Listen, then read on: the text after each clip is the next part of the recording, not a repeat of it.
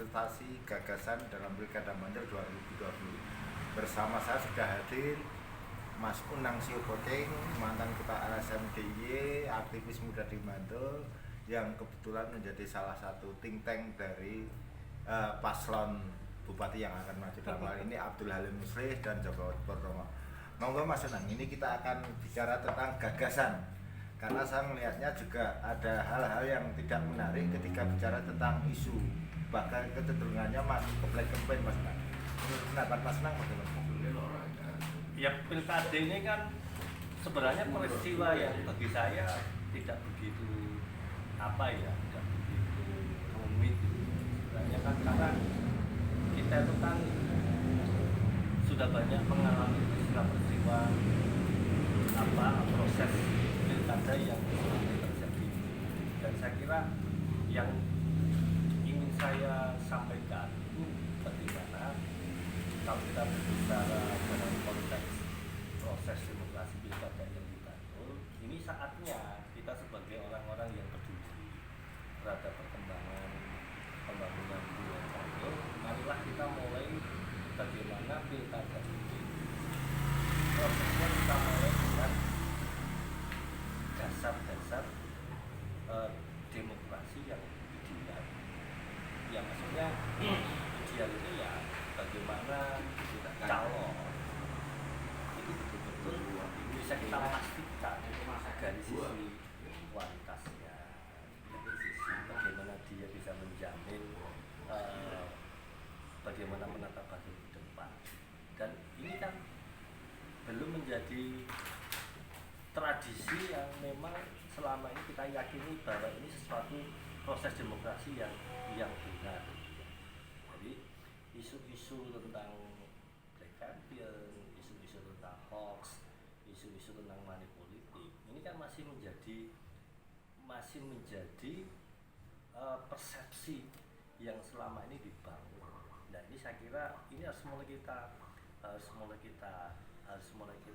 serap pelan-pelan, harus mulai kita hindari. Dan saya ingin pilkada di 2020 ini menjadi momentum kita bersama. Jadi bagaimana kedua calon itu betul-betul orang-orang yang mempunyai kapasitas dan bisa menjamin Bantul itu ke depan akan lebih baik, lebih sempurna, lebih optimal, lebih efisien, lebih efektif dalam peningkatan pembangunan dan kemajuannya. Dan saya kira kalau kedua-duanya itu melakukan proses edukasi demokrasi secara benar, sesuai dengan kita bagaimana demokrasi ini akan berjalan sesuai dengan harapan kita.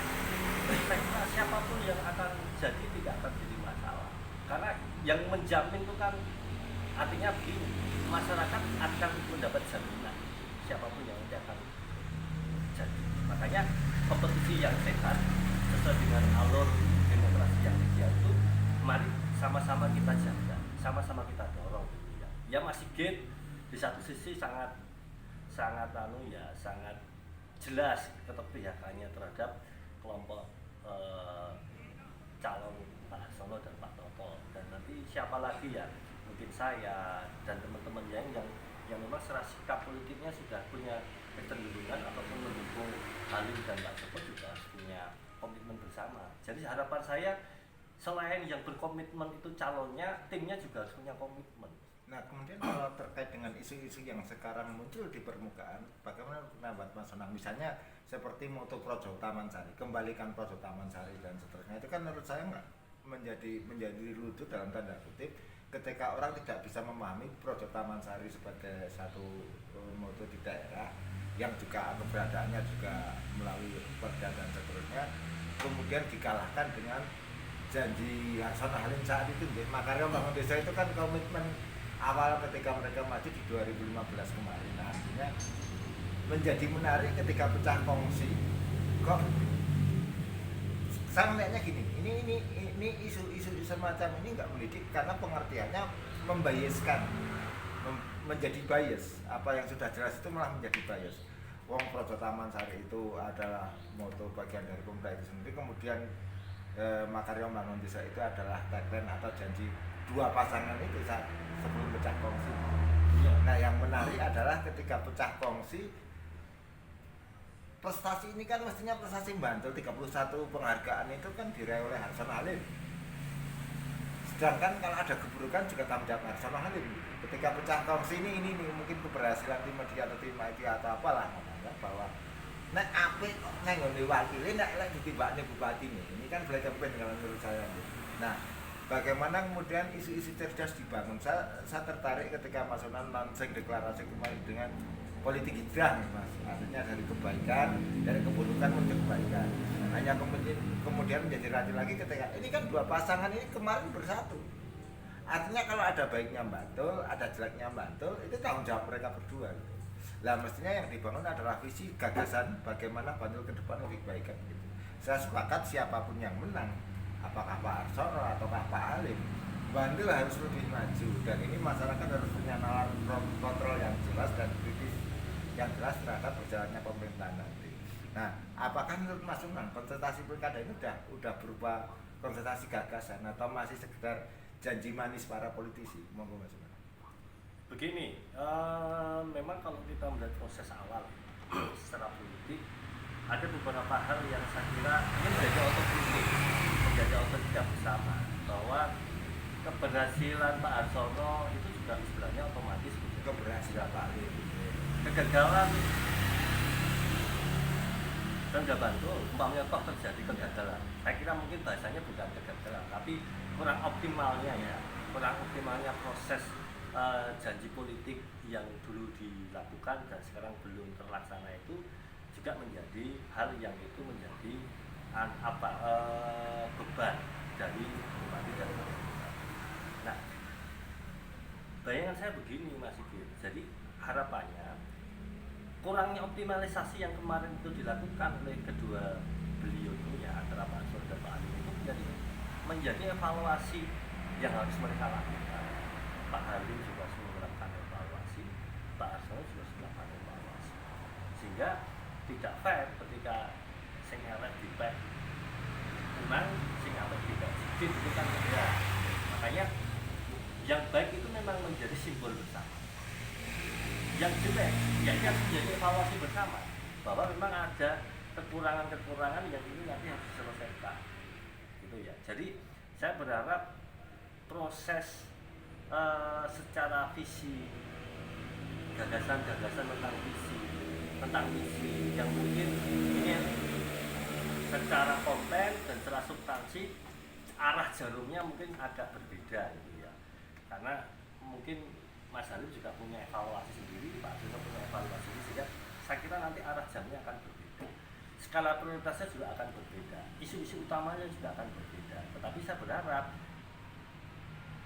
kekurangan yang masih menjadi beban itu juga harus diselesaikan. Entah itu kemarin itu secara konsep dilakukan oleh berdua ataupun itu mungkin menjadi gagasan salah satu pihak, tapi itu harus diselesaikan oleh siapapun. Jadi saya harapannya jangan ada keterputusan dalam konsep pembangunan. Karena apa? Kalau nanti saling menisbikan atau saling mengingkari proses yang sekarang sudah dibangun, ya ini nanti tidak akan ada akselerasi pembangunan. Mana-mana kan begini. Artinya hal yang positif yang itu konstruksinya belum kuat harus dikuatkan. Jadi tidak boleh terus melompat karena ini kemarin bukan gagasan saya terus mengikuti gagasan.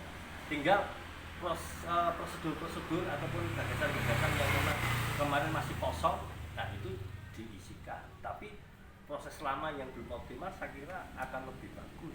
Siapapun yang jadi harus meneruskan itu. Terus yang menarik lagi Mas Unang, kalau menurut Mas Unang kira-kira penentu kemenangan dalam pilkada ini apa?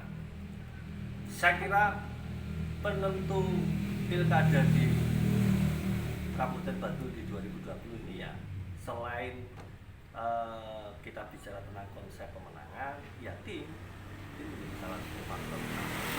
Karena perlu kita ketahui sekarang ini masing-masing calon punya keterbatasan ketemu dengan konstituen, masing-masing calon punya keterbatasan ketemu dengan KP calon pemilih. Nah, karena ini ada masalah virus corona ini kan juga menjadi hambatan, dan saya kira ketika tim ini tidak punya terobosan, tim ini tidak punya cara untuk bagaimana agar masyarakat itu memahami, mengetahui, menyukai dan memilih. Jadi elektabilitas calonnya ditentukan bagaimana ruang yang dulu itu sangat terbuka dan mudah ketemu dengan masyarakat sekarang menjadi sempit.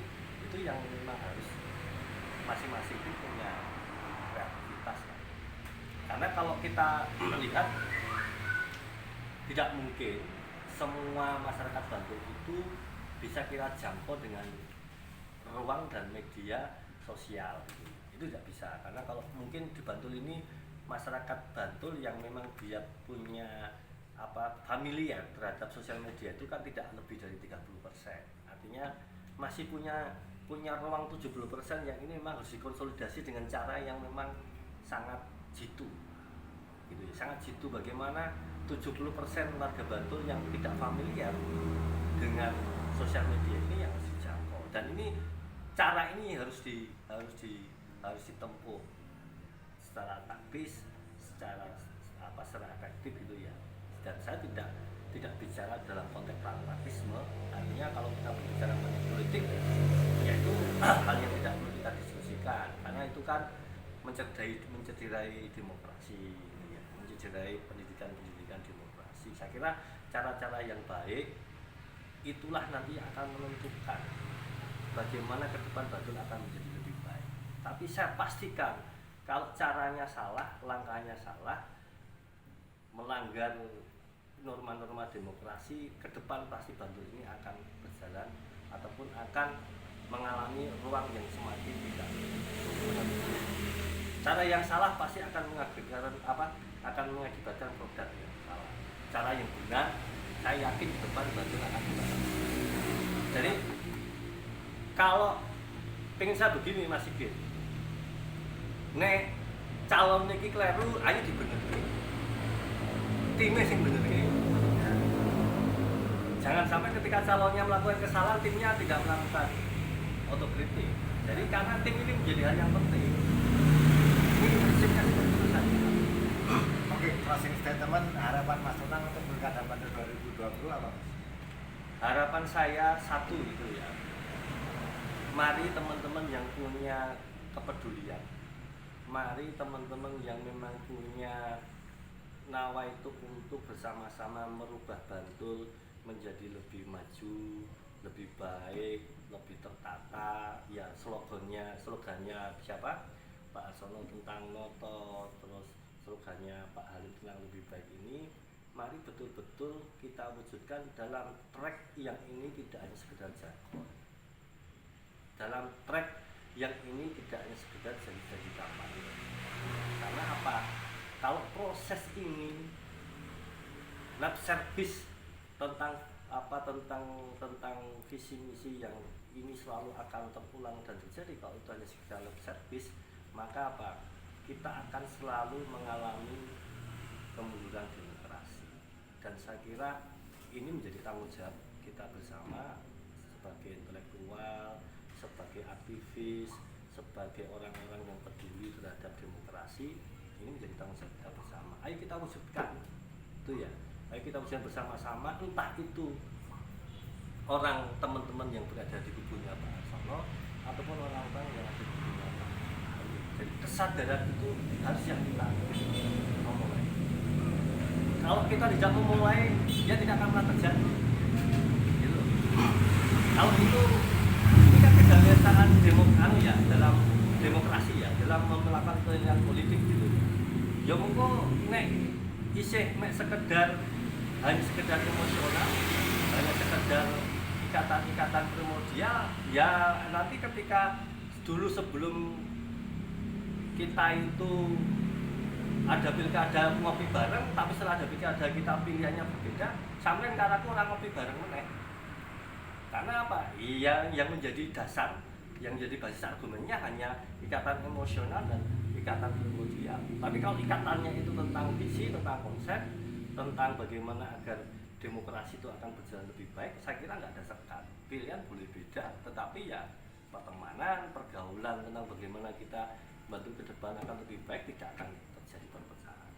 Saya kira itu Mas Sigit. Terima kasih Mamang atas waktunya. Sepakat kawan-kawan sedulur Sentong Channel semua bahwa pilkada kita boleh beda pilihan, tapi mari kita berdewasa dalam berdemokrasi, dewasa dalam berpolitik. Pilkada 2020 tidak boleh menciderai persekawanan, persahabatan, pasaduluran wong Bantul untuk menggapai Bantul yang lebih baik, Bantul lebih maju. Terima kasih Mas Senang sekali lagi. Selamat malam sahabat Senang Channel sekalian. Salam putih. Assalamualaikum warahmatullahi wabarakatuh.